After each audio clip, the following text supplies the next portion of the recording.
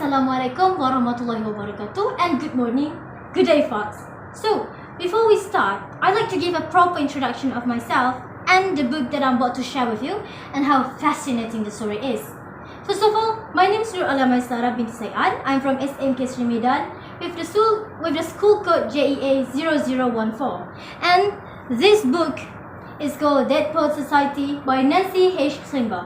It contains approximately 176 pages. So, let's get started, shall we? Now, I want you to imagine a world where creativity is a crime and often takes backseat to conformity.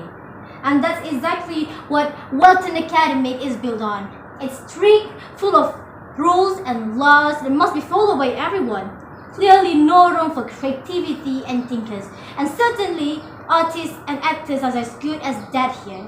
Our main character, Todd Anderson and Neil Perry, they met on the first day of the new semester. They were roommates and soon become best buddies, unseparated by any cause but death. When their new English teacher and former student of Walton Academy arrived, they hadn't expected their way of seeing the world would be changed by this teacher. Mr. Keating, we call him. So, Mr. Keating, he didn't just teach them poetry, like every other teacher, by making them dull and lifeless sentences on papers. No!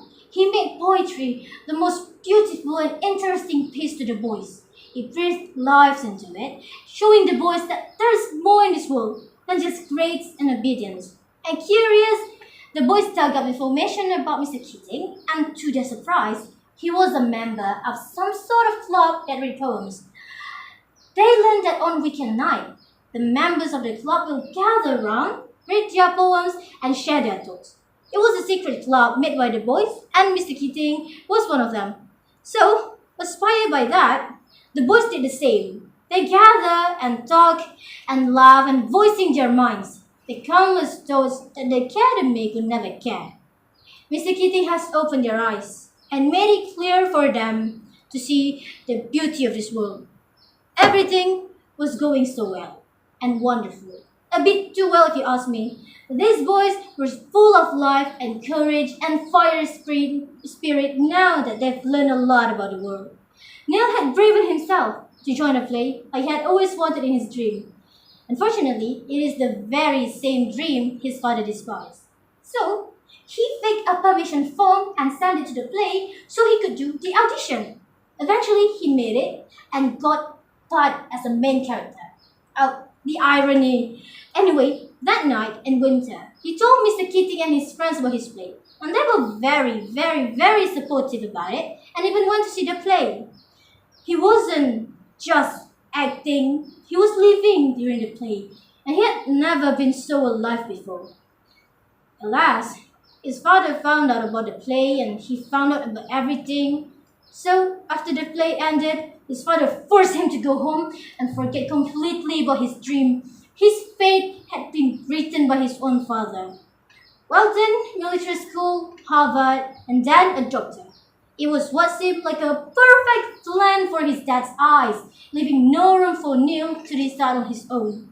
His dream was taken away right in front of his own eyes, and he could do nothing to prevent it.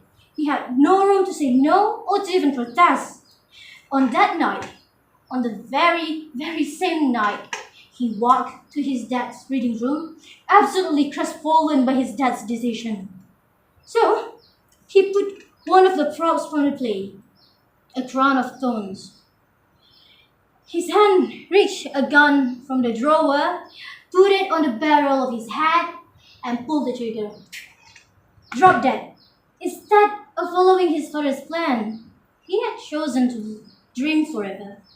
His parents found him, so they accused Mr. Keating for being the reason of his death. All that got Mr. Keating fired. On his last day, he met his student to say goodbye. Todd Anderson stood on his table and said one last sentence. "Oh, Captain, my Captain," his goodbye to Mr. Keating. That act then followed by every student whose heart had been touched by Mr. Keating. Their last final goodbye to him. And the end. Now, I think this book has changed my way of seeing life and work. It also teaches me to follow my dream even if sometimes the whole world or the odds are against it. And I think that's a valuable lesson, which is why you must read it.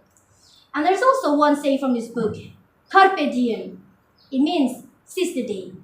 Yeah, that's all I have to say. See ya.